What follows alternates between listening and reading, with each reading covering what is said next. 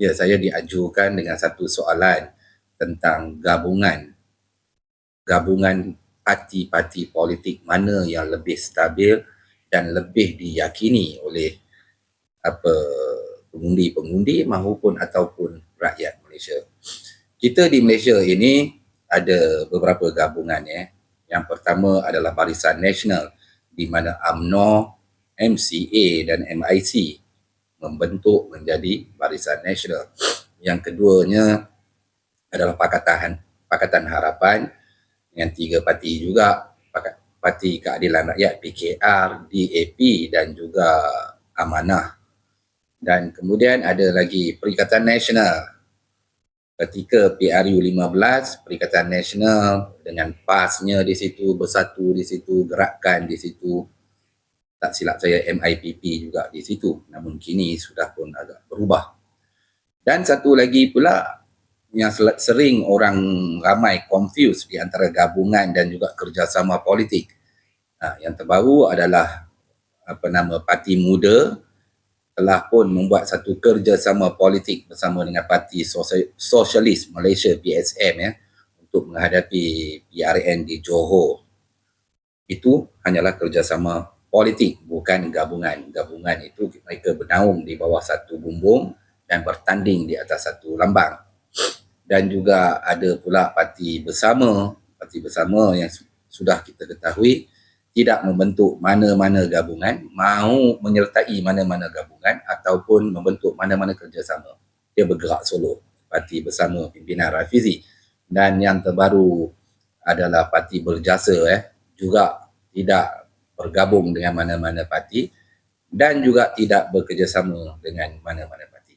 Okey, berbalik pada soalan itu, yang mana lebih stabil, lebih diyakini gabungan parti politik ini?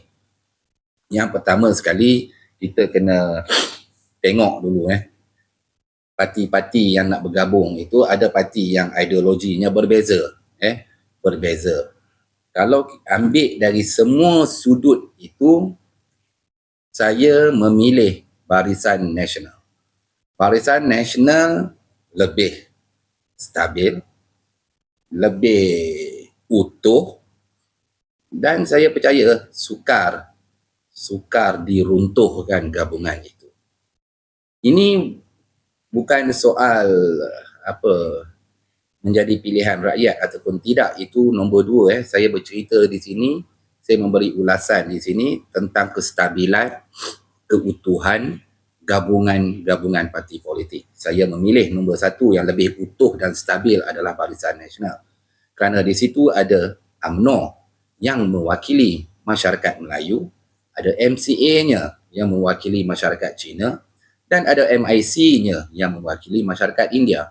Kita kena sedar, daripada Perlis sampailah ke Sabah, rakyat Malaysia berjumlah hampir kurang lebih 34 juta, di mana 59%, hampir 60% itu adalah orang Melayu, 22% adalah orang Cina, dan 6% adalah orang India. Maksudnya di situ dah hampir 88%, hampir 90% sudah mewakili rakyat Malaysia, Melayu, Cina dan India, dan bakinya 10%, 11% lagi adalah pribumi Sabah dan Sarawak.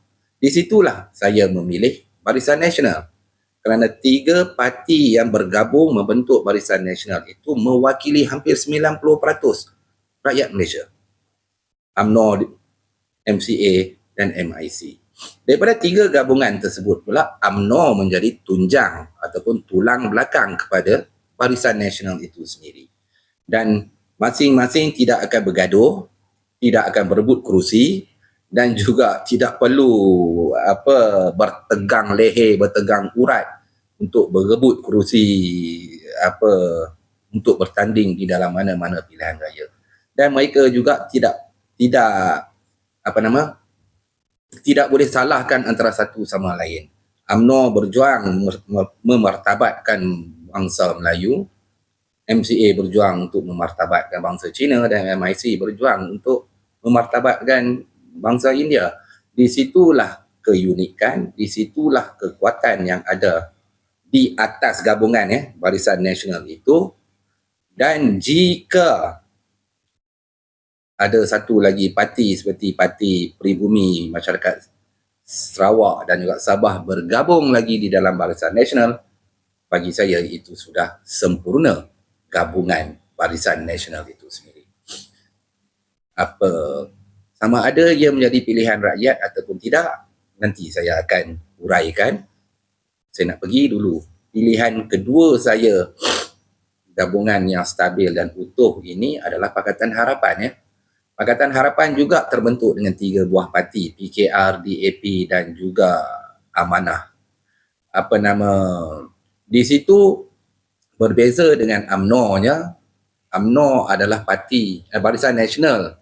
Berbeza dengan Pakatan Harapan, Barisan Nasional ini hasil gabungan 3 parti berasaskan kaum Melayu, UMNO, Cina, MCA, India, MIC. Pakatan Harapan pula, PKR itu adalah parti berbilang kaum multiracial party.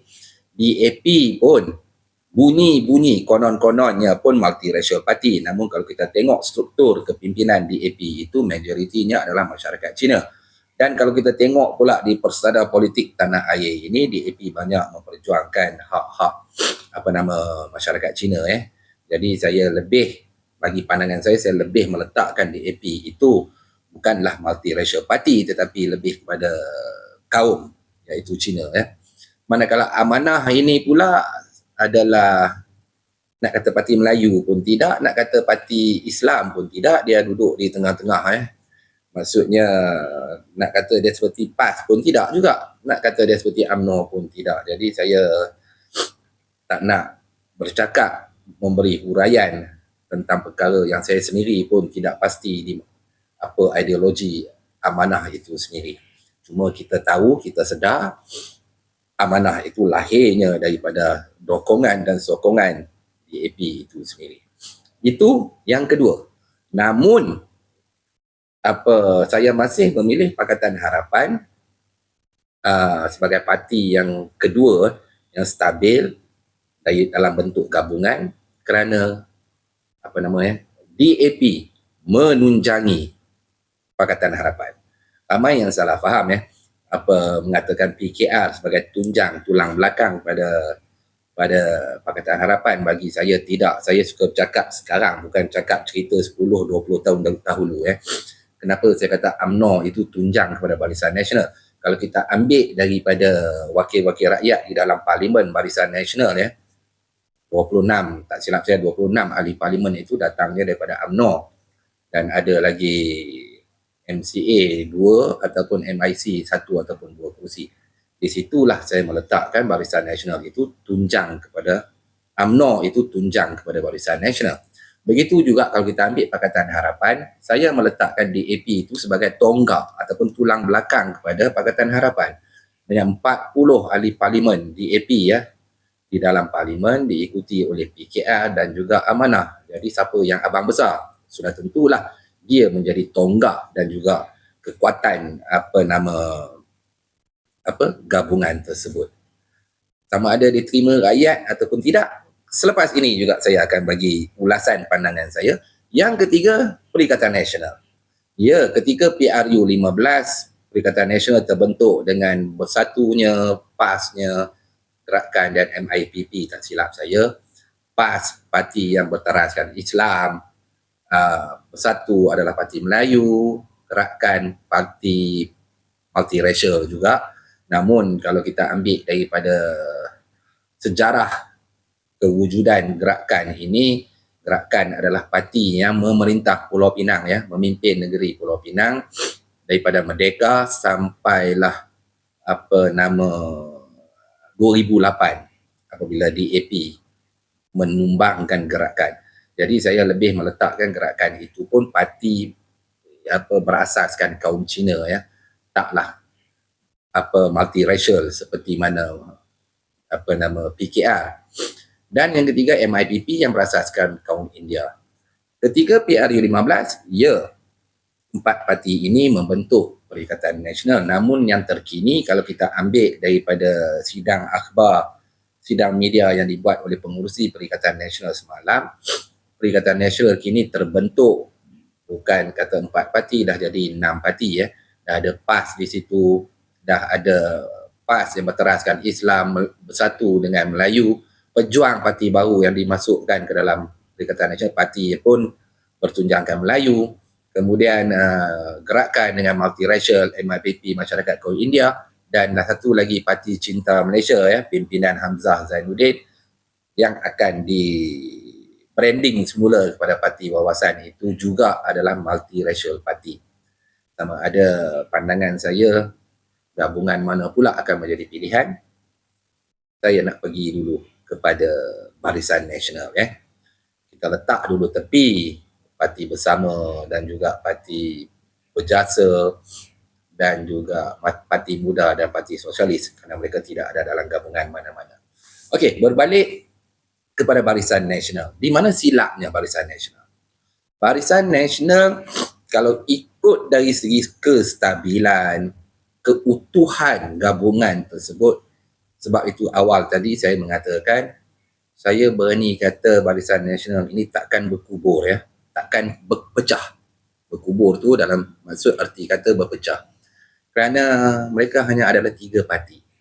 Kalau kita ambil sampai 2018 ya, Barisan Nasional dengan gabungan berbelas parti, tak silap saya macam-macam parti ada di dalam Barisan Nasional. Tapi setelah Barisan Nasional hilang kuasa pada Mei 2018, satu demi satu angkat kaki dan lari keluar. Tinggallah 3 buah parti, MCA, UMNO dan juga MIC. Lagi kecil gabungan tersebut, lagi kukuh, lagi utuh gabungan tersebut. Saya sangat teruja apabila semua parti-parti komponen di dalam Barisan Nasional meninggalkan Barisan Nasional. Itu satu kebaikan sebenarnya untuk jenama Barisan Nasional itu sendiri. Kerana bagi saya, macam seperti mana saya kata tadi, lebih kecil lebih baik ya, daripada banyak itu susah nak kawal.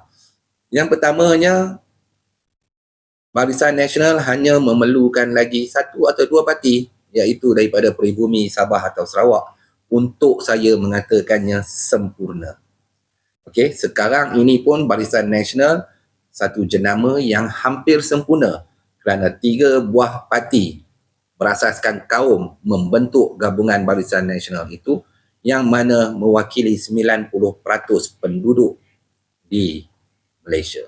Namun, ya, ini cerita namun kenapa kalau parti jenama itu stabil, gabungan itu lengkap, saling melengkapi, kenapa ditolak oleh rakyat?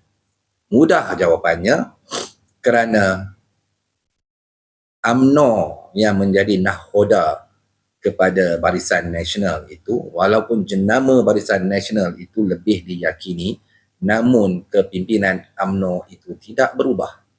Okey, dan di tahun 2026 ini, rakyat Malaysia ini semua kaum, semua bangsa bijak. Tak payah tunggu pukul 8 malam untuk nak tengok berita. Sekarang ini kejadian pukul 8 pagi, 8.05 minit dah tersebar luas di media sosial. Jadi kerana pengaruh media sosial yang begitu pesat, laju, di situlah Barisan Nasional semakin mundur ke belakang. Mau tidaknya rakyat menolak ya, rakyat Malaysia majoritinya menolak kepimpinan yang mempunyai terpalit dengan salah guna kuasa, terpalit dengan rasuah dan macam-macam lagi ya. Dan kalau kita tengok kepimpinan UMNO itu sendiri, masih lagi, kalau tanya saya pilihan raya umum ke-15 maupun pilihan umum akan datang ni, saya melihat tidak ada perubahan di sudut kepimpinan UMNO itu sendiri. Mereka tak belajar daripada kesilapan, wallahualam, sama ada mereka bodoh sombong, wallahualam. Masih mengekalkan tampuk kepimpinan yang ditolak rakyat ketika PRU 15. Tidak ada pembaharuan. Kemudian apa yang mereka lakukan hanyalah recycle balik, menerima semula Khairi Jamaluddin, Isyamuddin. Mereka masih mengekalkan muka-muka saya suka katakan veteran lah. Parti UMNO ini dipimpin oleh semua golongan veteran. Yang mampu menarik perhatian saya secara peribadi hanyalah Dr. Akmal Saleh seorang. Yang lain itu semua versi lama dan bagi saya kepimpinan UMNO itu sama ada sedar diri ataupun tidak saya tak tahu, tetapi ingat 52 hingga ke 58% pengundi akan datang pada PRU 16 dijangka 52 hingga ke 58% adalah golongan pengundi muda bawah 40 tahun, 18 hingga ke 40 tahun, menguasai 52 hingga ke 58% pengundi. Kalau diambil dari sudut statistik itu, saya rasa kalau Barisan Nasional, walaupun brand itu stabil, jenama itu lebih diyakini, namun kerana kepimpinan UMNO yang menunjangi Barisan Nasional itu yang masih tidak berubah, saya yakin dan percaya Barisan Nasional jenama yang stabil itu pun akan ditolak lagi teruk pada PRU 16. Melainkan kepimpinan UMNO sekarang ini berjiwa besar memikirkan hala tuju jenama Barisan Nasional itu sendiri dan juga UMNO, MCA dan MIC dengan merubah kepimpinan UMNO di peringkat persekutuan itu, saya tak terkejut keputusan boleh menjadi terbalik. Barisan Nasional akan kembali, walaupun tak menang 2/3 tetapi simple majority itu saya rasa Barisan Nasional tidak ada masalah untuk mendapatkannya. Kerana apa? Kestabilan yang saya sebut. Jenama itu sudah stabil. Kerana 3 parti yang mewakili 3 kaum terbesar di Malaysia. Kalau saya yakin perkara itu, saya yakin ramai di luar sana pun mungkin bersetuju. Kerana UMNO tak gaduh nak pening nak memikirkan soal masyarakat Cina, masyarakat India. UMNO hanya memikirkan masyarakat orang Melayu peribumi. MCA tak gaduh fikir pasal orang Melayu, orang India. MCA hanya memikirkan masalah bangsa dia sendiri. Begitu juga MIC tak perlu sibuk dalam memikirkan hak ehwal Melayu, tak perlu sibuk dalam hak ehwal masyarakat Cina, kerana MCA tahulah buat kerja dia menguruskan masyarakat Cina dan juga UMNO tahulah mengurus masyarakat bangsa Melayu. Itu uniknya. Bergabung menjadi satu jenama Barisan Nasional. Saya yakin dan percaya kalau perubahan drastik yang dilakukan oleh kepimpinan UMNO pusat dengan mengetengahkan muka-muka baru, orang muda 30-annya, 40-annya, 50-annya, saya yakin dan percaya Barisan Nasional mampu kembali ke persada tampuk kuasa di Putrajaya pada selepas PRU. Yang kedua, Pakatan Harapan. Pakatan Harapan itu kalau kita ambil dari sudut tonggak, kalau tadi saya bagi contoh, tonggak kekuatan Barisan Nasional terletak kepada UMNO. Kalau Pakatan Harapan itu pula terletak kepada DAP. Kalau kita mengambil sudut kekuatan DAP itu pula, ya, sebab itu saya kata Pakatan Harapan yang kedua stabil. Kerana apa? Tonggaknya itu kuat.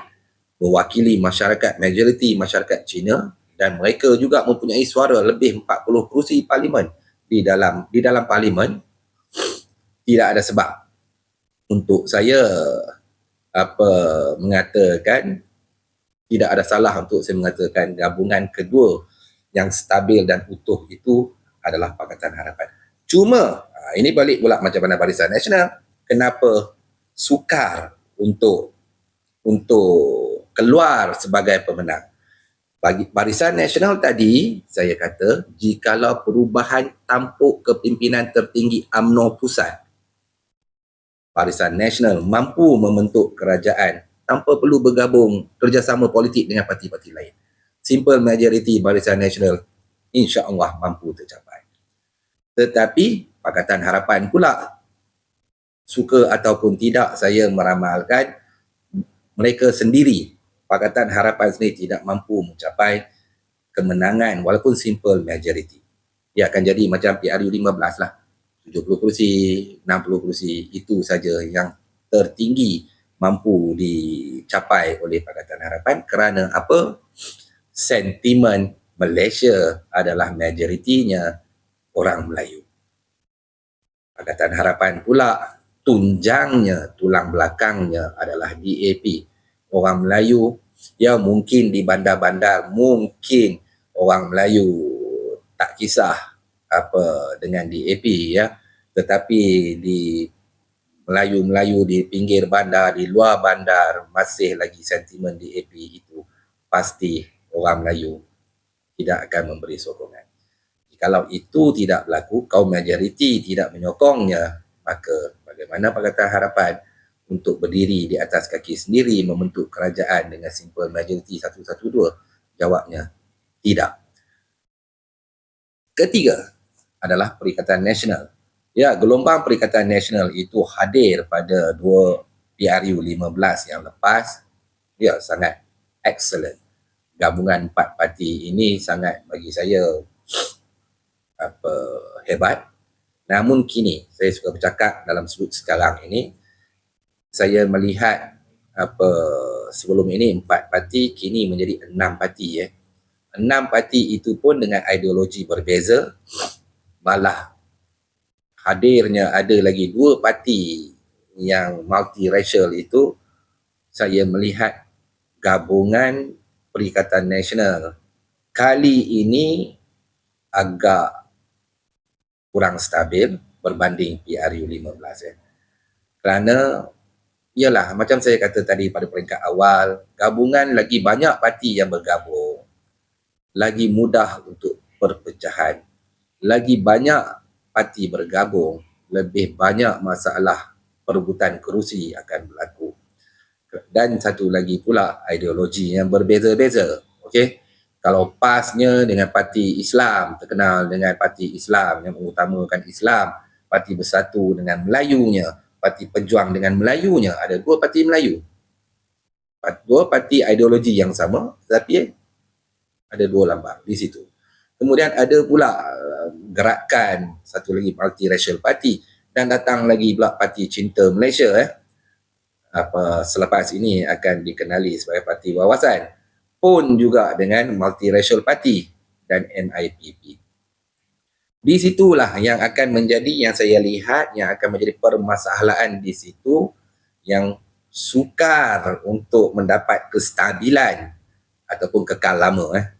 Saya, ini pandangan peribadi saya berasaskan apa yang berlaku sekarang ni, untuk kekal lama itu agak sukar Pasti akan ada masalah apabila satu parti dominan PAS Betuah Perikatan Nasional ada PAS di situ dengan parti yang terbesar di dalam parlimen dengan membentuk 43 ahli parlimen Parti yang besar, PAS, yang memperjuangkan Islam. Jadi kalau timbul sesuatu isu yang melibatkan kaum dan agama, saya rasa 2 parti multiracial lagi mungkin akan kunci mulut akan kunci mulut. Selalunya kebanyakannya yang kita lihat sekarang ini, parti-parti multiracial ini tidak akan ada agenda mendaulat, memartabatkan bangsa Melayu dan itu sendiri kalau ikut sekarang ini, trend sekarang ini.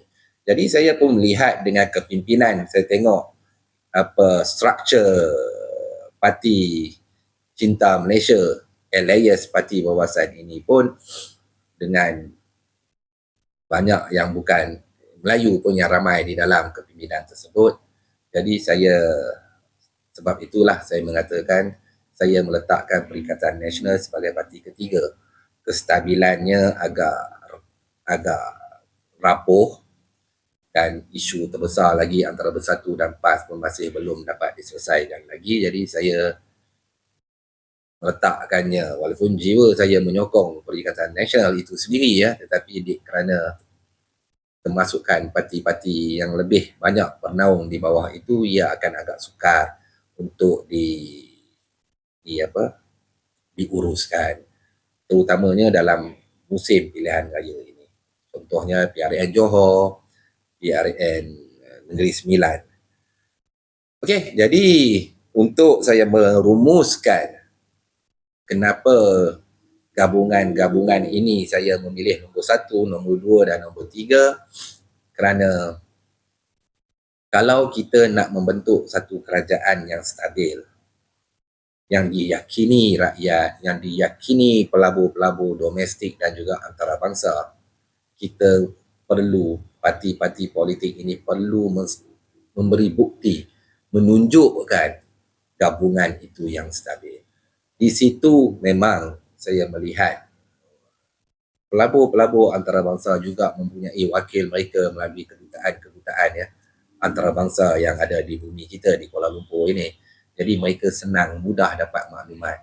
Jadi di situ saya melihat Barisan Nasional sebenarnya berada setakuk, berada di atas sedikit berbanding Pakatan Harapan dan Perikatan Nasional. Cuma masalah Barisan Nasional ini, mereka tak sedar diri, minta maaf. Kepimpinan Barisan Nasional itu sendiri yang membuat jenama yang diyakini ini ditolak rakyat. Kepimpinan UMNO, saya ulang kepimpinan UMNO itu sendiri yang membuat jenama Barisan Nasional itu ditolak rakyat. Kita lihat MCA sekarang ini dengan perubahan kepimpinan orang muda yang bercakap live sana, live sini, saya salut gerak kerja kepimpinan V. Kasyong itu Presiden MCA. Begitu juga dengan MIC. Namun bagi saya agak malang selagi kepimpinan UMNO pusat tidak berubah, struktur kepimpinan UMNO pusat tidak berubah, apa jua yang dilakukan oleh MCA dan MIC perubahan ini tak sampai, tidak dapat membantu, malah mereka pula yang akan menjadi mangsa keadaan. Kerana apa? Mudah, pangkah MCA dapat pangkah Barisan Nasional dapat Zahid. MIC pun sama, dia pangkah Barisan Nasional dapat Zahid. Jadi bagi saya, masyarakat Cina sekali lagi akan menolak MCA walaupun yang terbaik dilakukan oleh MCA, walaupun kepimpinan MIC melakukan yang terbaik, selagi tampuk pentadbiran kepimpinan tertinggi UMNO itu masih mengekalkan muka-muka yang sangat-sangat dah season dah lapuk, saya rasa walaupun jenama itu hebat, Barisan Nasional akan terus, mungkin akan merosot lagi daripada 30 kerusi Barisan Nasional sekarang ini, mungkin hanya tinggal separuh, 15 atau 16 kerusi. Jadi itu saja pandangan peribadi saya tentang gabungan mana yang lebih stabil, yang lebih utuh. Ini tidak menggambarkan saya menyokong. Kalau saya kata ini nombor 1, ini nombor 2, ini nombor 3, berarti saya sokong parti gabungan itu. Tidak. Ini saya ni tidak menjadi mana-mana ahli parti politik pun, tapi ini pandukan pengalaman saya yang saya lihat, yang saya tengok. Saya rasa gabungan yang terbaik seperti mana saya cakap tadi.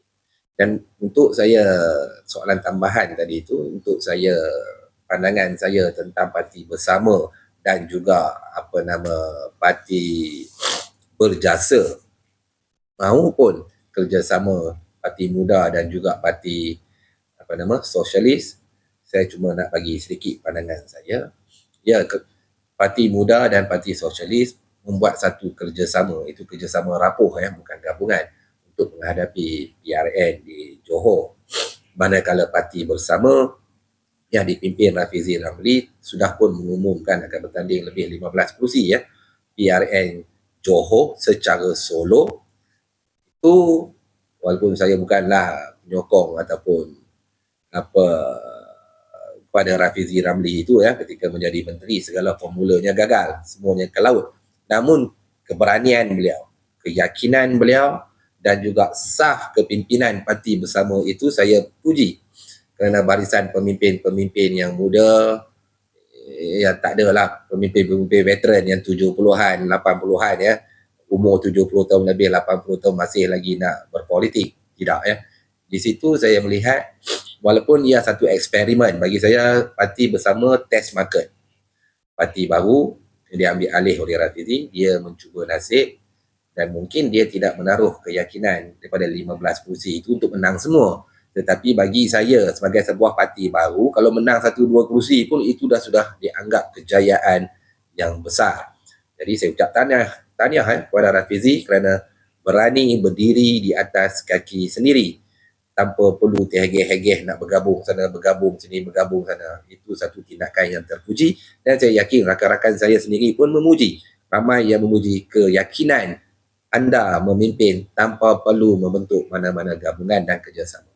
Begitu juga yang terbaru yang kita dengar adalah Parti Berjasa, sebuah parti berteraskan Melayu dan Islam itu yang sebelum ini diura-urakan akan menyertai gabungan Perikatan Nasional, tapi mungkin tidak rasanya, dan telah pun mengumumkan akan bertanding di PRN Negeri Sembilan.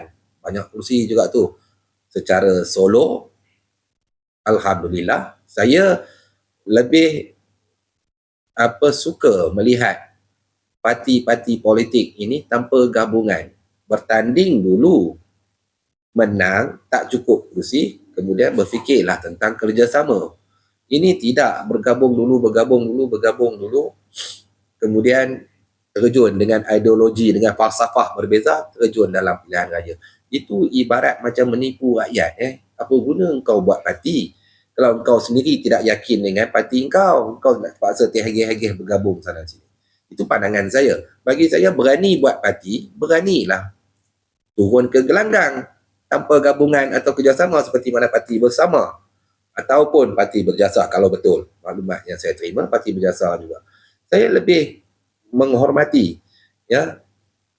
Rafizi Ramli dan juga Ustaz Zamani kalau perkara ini benar berlaku tanpa kerjasama, tanpa gabungan untuk turun ke gelanggang PRN ataupun PRU. Kerana parti politik ini landingnya adalah, gelanggangnya adalah pilihan raya.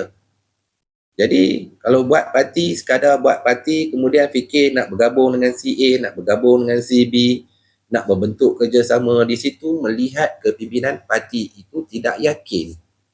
Kalau dah tak yakin, tutup kedai lah, berehat. Ataupun jadi macam Parti Cinta Malaysia, lepaskan kepada orang lain untuk mengambil alih. Itu juga dengan Parti Bersama mengambil sebuah parti yang lain. Jadi akhir kalam daripada saya, kekuatan sesebuah parti itu bukan terletak kepada jenamanya. Kekuatan sebuah gabungan ataupun parti itu tidak terletak kepada syarat pengalamannya. Tetapi kekuatan gabungan ataupun parti itu terletak kepada kepimpinannya. Kalau kepimpinan yang diyakini, kalau kepimpinan yang bersih, yang tidak mempunyai isu skandal dan lain-lain, kemudian disokong pula dengan calon-calon yang muda, yang tidak mempunyai skandal, yang tidak mempunyai isu terpalit dengan pelbagai isu, yakin dan percayalah gabungan atau parti tersebut akan dipilih oleh pengundi dan juga rakyat Malaysia. Jadi kepada parti-parti besar, jangan ingat kalau anda gergasi, anda dengan senang akan menang di PRN Johor. Itu juga jangan ingat anda parti kerajaan, anda mampu untuk mengekalkan kuasa di Johor. Ingat kalau anda parti yang membentuk, yang menguasai kerajaan persekutuan sekalipun, belum tentu lagi anda mampu menang di PRN Johor ataupun Negeri Sembilan. Terang dan nyata, terang lagi bersuluh. Tengok saja di Sabah bagaimana Barisan Nasional, parti kerajaan, sebahagian daripada parti kerajaan perpaduan ditolak oleh rakyat dan pengundi di Sabah. Ingat, begitu juga dengan Pakatan Harapan, tunjang tulang belakang kepada kerajaan perpaduan ini dinyah oleh pengundi-pengundi Sabah, hanya menang 1 kursi, Barisan Nasional menang 6 kursi, DAP kalah semua kursi. Jadi pada kepimpinan semua parti, ingat, rakyat Johor pun bijak macam mana rakyat di Sabah. Saya tak terkejut kalau Barisan Nasional hilang kuasa, kalah di PRN Johor. Begitu juga dengan Pakatan Harapan pun, saya tak terkejut kalau hilang dan kalah di PRN Johor. Kepada pengundi-pengundi di Johor dan juga Negeri Sembilan, guna akal, bukan guna hati. Tolak ketaksuban. Janganlah kita taksub kepada pemimpin dan juga parti. Akhirnya, kita rugi 5 tahun dengan kecelaruan, dengan kegagalan parti yang kita pilih. Sekian, terima kasih.